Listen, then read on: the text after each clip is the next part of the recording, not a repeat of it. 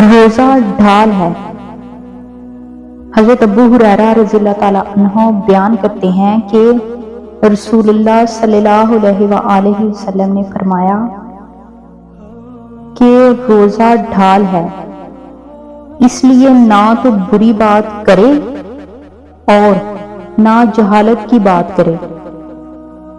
اگر کوئی شخص اس سے جھگڑا کرے یا گالی گلوچ کرے تو کہہ دے میں روزہ دار ہوں، دوبارہ کہہ دے قسم ہے اس ذات کی جس کے قبضہ میں میری جان ہے کہ روزہ دار کے منہ کی بو اللہ کے نزدیک مشک کی خوشبو سے بہتر ہے۔